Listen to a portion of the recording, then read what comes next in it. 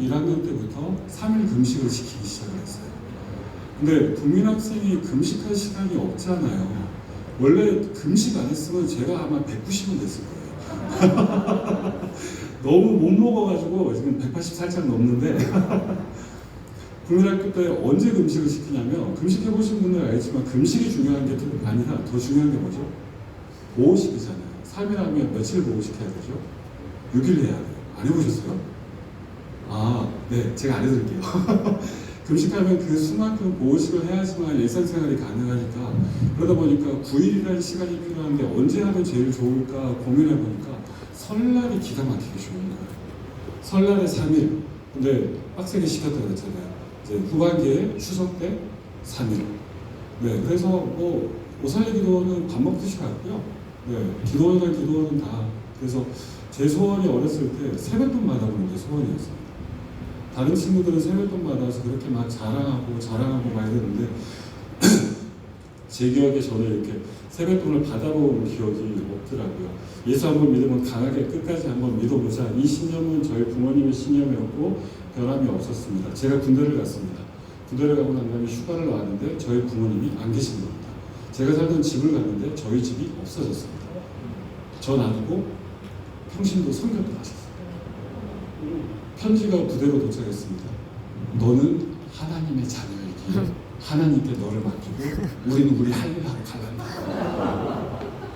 가셨어요. 네, 가셔가지고 휴가를 나왔는데 어디 가야 되지? 눈만 껌껌껌껌 거리고 그렇게 혼자 이제 생활을 하는데 하나님이 좋겠습니까? 아니, 내가 아는 하나님은 계속 저를 굶겨요.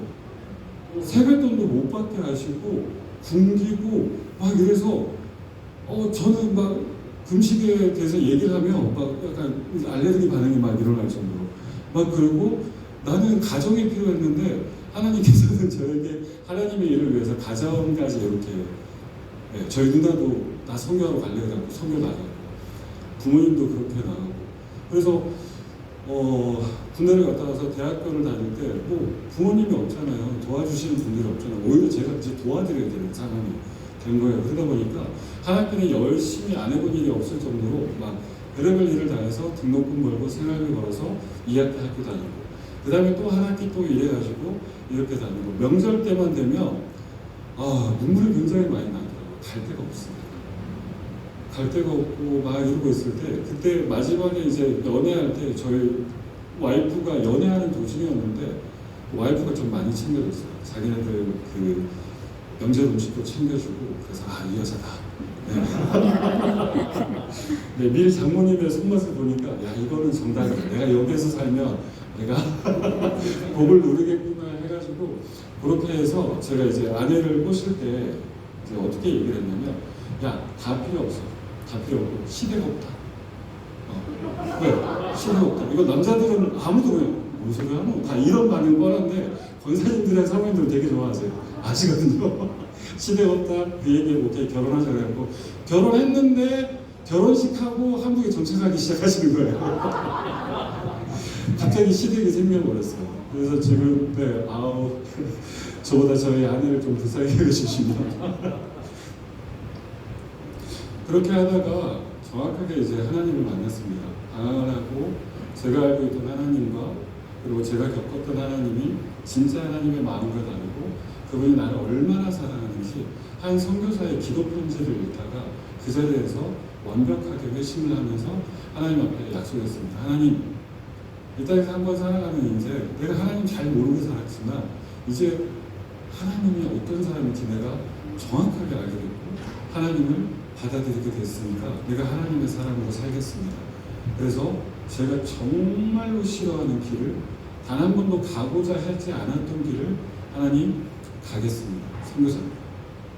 가겠습니다라고 얘기를 하고 그 선교사의 길을 가기로 아내랑 약속을 하고, 저희가 선교사를 나가려고 했더니 평신도 선교사보다는 목사 한 수를 받고 나가는 게 네가 편할 거다라는 그러한 이제 소리가 있어가지고, 왜? 그러면 뭐 제일 좋은 신학교가 어딘데? 라고 얘기를 해가지고 이제 제가 졸업한 학교를 좋은지 안 좋은지 모르고 그렇게 해서 들어갔습니다. 그렇게 해서 들어가서 선교를 준비하고 여러 가지 이렇게 준비를 하고 푸른초장교회라고 이제 제 3호 파송 선교사로 내정이 된 상황에서 그때 저희 아이들이 이렇게 1호, 2호, 3호, 1, 2, 3번이 다 태어났거든요. 그래서 마지막으로 선교 나가기 위해서 훈련받으러 들어가기 직전에 저희 아이들한테 심장병이 있다는 사실은 알고 있었는데 그게 굉장히 좀 치명적이고 낫지 않는다는 이야기를 듣고 그 의사 선생님이 어떠한 얘기를 하셨냐면 선교 못 나간다 그랬어요. 왜냐하면 3개월에 한 번씩 이 아이들이 심장 검사를 해야 된다. 왜냐하면 그대로 놔두면 혈전이 쌓여가지고 올라가서 머리로 가면 뇌출혈이 일어날 것이고 하반신으로 내려가면 다른 문제가 일어나기 때문에 3개월에 한 번씩 검사해야 된다는 이야기를 듣고 아 선교를 못 나가나 라고 고민하고 있다가 잘 아시다시피 제가 유학생 애들 선교하고 있잖아요. 그 아이들을 만나게 된 거예요. 근데 딱 만나니까 뭐야 좋은데 이거? 안 나가도 선교할 수 있는 길이 대한민국에서 우리나라에서 내 옆에서 할 수 있다는 생각이 딱 들어서 그래서 목사님 저 선교 안 나가겠습니다. 선교사 포기하겠습니다. 그리고 저 그냥 개척하겠습니다. 그래서 저 인간이 푸른초장인 역사 최초로 2번 부임하고 2번 사임한 놈이거든요. 전도사 때 부임했다가 사임하고 나갔어요. 근데 선교사로 다시 불러가지고 선교사 파송을 보내야 되는데 또 사임을 하겠다 그래가지고 교회 역사상 가장 이상한 전례를 남긴 사람이라고 얘기를 듣고 사임을 하고 바로 개척을 했습니다. 그리고 유학생 사역에 하나님 뛰어들겠습니다라고 뛰어들고 딱 3개월 만에 저희 아이들 데리고 가장 유명한 심장병 전문의한테 가서 어떠한 얘기를 들었냐면 종교 있으세요? 왜 그런지 아세요? 소견서에 딱 4글자 적어주셨어요. 자연적으로 치유됐다. 딱 4글자. 제가 대구 촌놈인데 죄송합니다.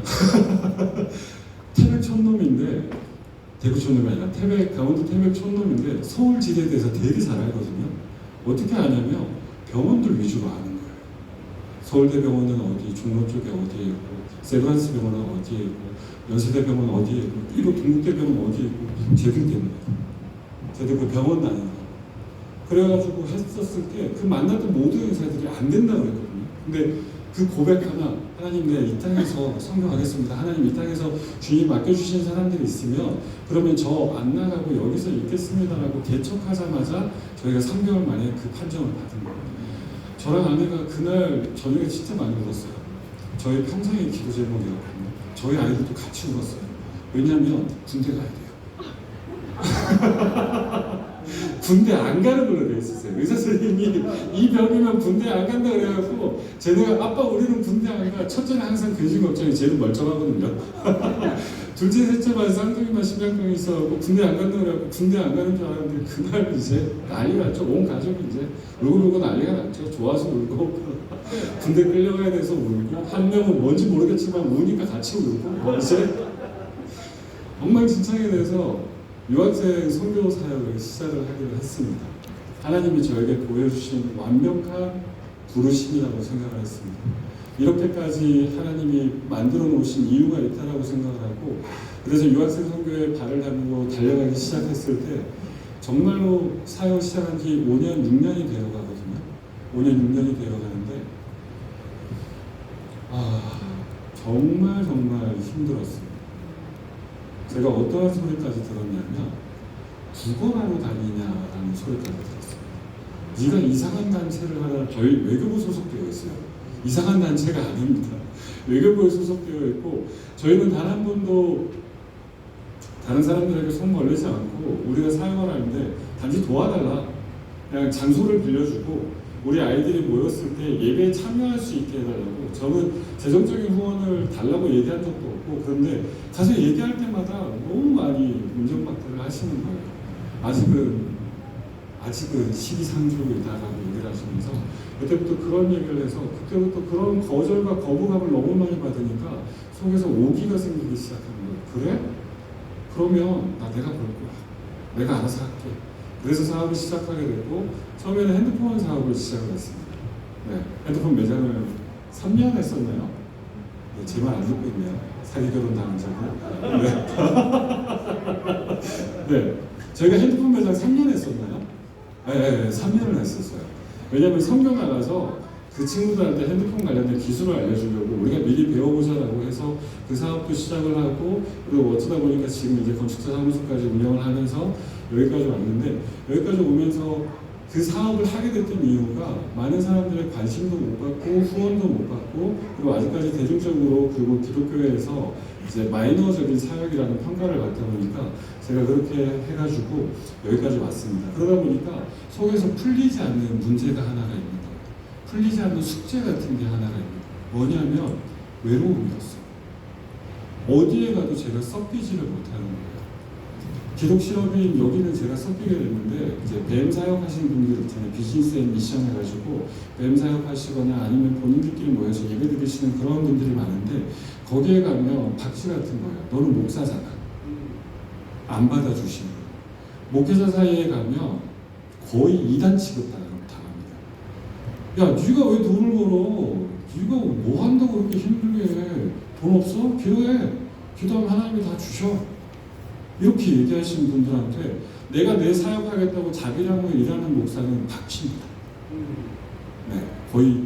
그러다 보니까 제가 어디에도 속하지 못하는, 그러다 보니까 제가 얘기할 수 있는 사람이, 제 마음에 있는 것들을 나눌 수 있는 사람이, 제가 가지고 있는 그 유학생들과 이제 해외 선교에 대한 그 이야기들을 막 할 수 있는 데가 없는 거예요.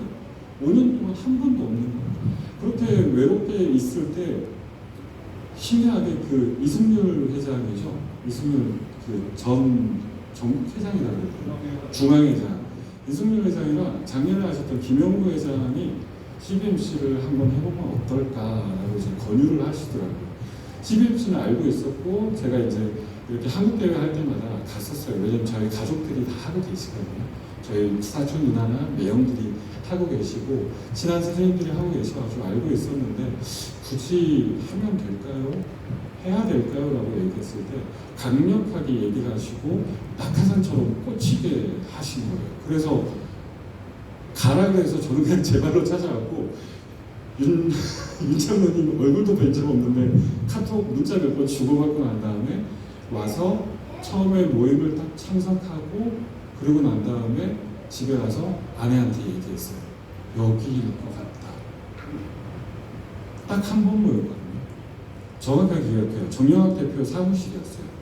거기에서 처음으로 모여가지고 예배 드린다고 그래가지고 왔는데, 제 이름 아는 사람 없고 저도 아는 분 아무도 없고, 그리고 쟤는 또 왜 왔을까? 근데 저는 그때 괜찮았거든요. 하도 그런 반응 많이 받아가지고 괜찮았는데, 그때 왔을 때 여기 괜찮을 것 같아. 내가 정착할 것 같아. 두 번째 만나고 난 다음에 아내한테 얘기했어요. 나 그냥 여기에 계속해서 3년 정도만 다녀볼게. 그러고 난 다음에 아내도 오케이, 괜찮을 것 같아. 왠 줄 아세요? 저한테 정말로 필요했던 게 뭐냐면 믿음의 선배들이 필요했어요. 저희가 성경을 보잖아요. 구약 성경을 쭉 보잖아요. 다 누구의 이야기죠? 창세기부터 족장들의 이야기예요. 그들을 쉽게 한마디로 표현하면 믿음의 선배들이에요. 그 믿음의 선배들의 이야기를 보면서 후세대가 자라는데, 역사상으로 단 한 번도 실수한 적이 없고 역사상으로 가장 흠이 없었던 시대가 누구냐면 출애굽 2세대예요. 왠지 아세요? 출애굽 1세대가 얼마나 태판치는지 봤거든요. 그래서 하나님 앞에서 범죄하면 어떻게 되는지 봤거든요. 여호수아 시대가 완벽한 세대예요. 저는 그러한 믿음의 선배들이 필요했어요. 근데 어디를 하나 받아주질 않는 거예요. 근데 여기는 받아주시는 거예요. 모든 분들이 공통적으로 고백하시는 내용이 있잖아요. 이기복 장로님, 대표님이라 불러야 되지만 저는 신령 같았어요. 그 느낌으로 이렇게 딱 했고, 믿음의 선배들이 필요했고요. 그러고 난 다음에 인격적으로 닮고 싶은 영적인 선배들이 필요했는데, 처음에 와서 이분들이 대화하고 토론하고 목사님이 얘기하시는 이야기를 듣는데 내가 찾고 있는 사람들이 여기에 있었구나. 그리고 최종적으로 제가 가지고 있던 완벽한 목마름을 해결해 주신 분들이 CBMC 회원분들이십니다. 뭐였냐면 외로움을 해결해 주셨어요. 박쥐였습니다. 어느 누구도 환영하지 않았습니다. 교회 가면 후원 얻으러 왔나? 저는 사역에 대한 꿈을, 비전을 나누고 싶었는데 후원 받으러 온 아이로 보였고, 사업하러 나가면 저 사람이랑 같이 있으면 술 못 마셔. 저 사람한테 거짓말도 못해. 그 쉬운 그 음담패설도 못해. 그러다 보니까 제가 계속 박씨 같은, 그러다 보니까 5년 동안 철저한 외로움 속에 있다가 처음으로 그 외로움이 해결이 된 곳이 여기 CBNC였습니다. 외로움만 해결된 게 아니라 제 인생에서 어떻게 보면 20살 때 제가 8개월을 입원해 있었습니다. 목뼈가 부러져가지고. 사람들 전부 저 심하게 죽었다라고 생각했는데 8개월 동안 입원했을 때 그때가 제 인생의 가장 큰 고비라고 생각했는데 이번에 안면마비 왔을 때가 그때보다 충격이 더 크더라고요. 왜냐하면 특별한 재주가 없고 얼굴로 목회하는 사람이거든요. 얼굴과 목소리로 마이크로 피셜입니다. 제 얘기가 아니라 그렇게 하는 사람이 얼굴에 마비가 오고 난 다음에 울고 싶은데 눈물도 안 나요. 반응이 없어요. 그때 처음으로 기도 편지를 급하게 보냈습니다. 기도 편지를 보내는데 이게요 진짜 힘들 때 티가 나는데 그냥 앞에 CBMC 적혀있는 분들한테 다 보내는 거예요. 다 보내고 난 다음에 마음의 평안이 찾아오고 오정석 대표님한테 가서 침을 맞기 시작하는데 마음속에 확신이 오더라고요. 이거 빨리 나을 수 있겠다. 의사가 저한테 그랬어요. MRI 찍어봤을 때 신경외과 의사가 제가 그래서 그걸 사진까지 찍어봤어요. 30%는 안 돌아옵니다. 마음에 각오하시고 치료하십시오라고 얘기를 했을 때 아니요 하나님. 근데 그런 근심걱정이 조금 있을 때 장로님한테 가서 침을 딱 맞고 난 다음에 다 없어졌어요. 그리고 제가 확실히 기억하는데 장로님 3번 딱 침 맞고 난 다음에 눈이 갑자기 팍 감기는 거예요. 눈이 확 떠지고 제가 대표님도 간호사도 셋 다 눈이 떠지고 감기고 이렇게 자유로워지니까 5번 맞고 완치됐어요. 그래가지고 이 박수는 장로님한테 왜냐면 너무나 감사하게 확신을 주셨어요. 그 확신이 뭐냐면 함께 있는 시간 동안 이제 이상문 목사님 말씀하셨던 것처럼 저희가 가족이잖아요. 밥 같이 먹고 예배 같이 드리고 같이 나누는 이 가족, 그 가족이 생기니까 외로움이 없어지는 거예요. 저한테 정말 필요했던 거는 함께 꿈을 나누고 함께 이야기를 나누고 가족과 같이 믿음의 선배들이 필요하거든요. 그래서 저희 아이들이 CBMC 모임 간다 그러면 가요 아빠라고 얘기를 해요. 왜냐하면 저희 아이들한테 뭐가 생긴 줄 아세요? 40명의 할아버지가 생겼습니다. 네, 40명의 할머니가 생긴 겁니다. 저 아이들이 그래서 먼저 가자고 얘기를 해요. 이 시간에 쟤들 따라 나오는 애들이 아니에요. 집에서 핸드폰 해야 되는데 기꺼이 와줍니다.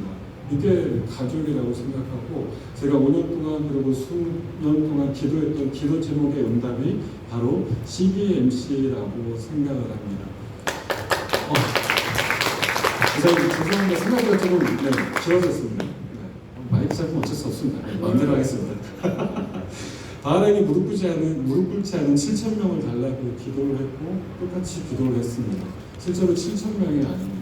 성경에서 나온 7이라는 숫자, 12라는 숫자, 40이라는 숫자, 12 곱하기 10이라는 144라는 숫자는 완벽한 숫자를 얘기합니다.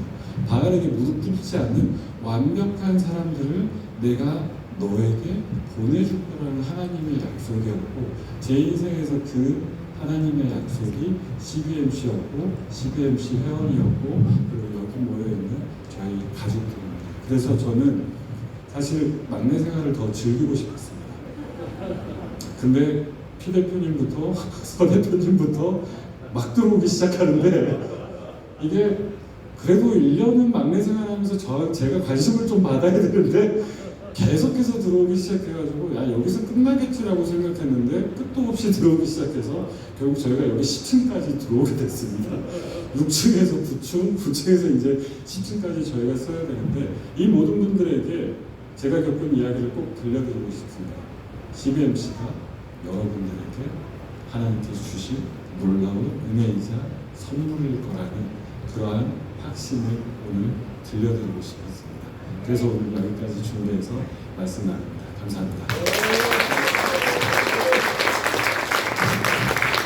네, 죄송합니다. 제가 총무를 깜빡했네요. 오늘 여기서 마치도록 하고요. 자, 원래 하겠습니다. 이상지 가지고 사업보고, 회계보고에 관련해서 이야기를 해주시겠습니다.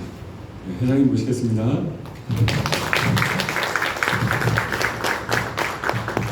네, 반갑습니다. 방금 우리 주명재 대표님 간증을 많이 은혜 받으셨죠? 은혜 받은 만큼 박수 보내겠습니다.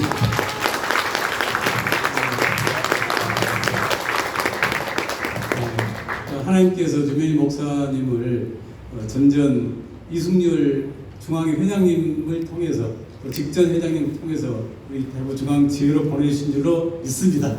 감사합니다. 또 그 간증을 통해서 올해 새로 입회하신 많은 약 17분 오셨거든요. 그리고 이번에 입회 문서를 주신 분은 7분이신데 그 많은 분을 또 보내주셨어요. 이것도 하나님 은혜라고 생각을 합니다. 감사합니다. 저는 금년도 1월에 8대 CBMC 대구 중앙지회 회장을 맡게 됐습니다. 역대 2009년도 초대 회장님부터 현재까지 직전이 우리 오정석 회장님이신데요. 역대 회장님께서 워낙 잘 섬겨주셨기 때문에 저는 그 탄탄한 그 길에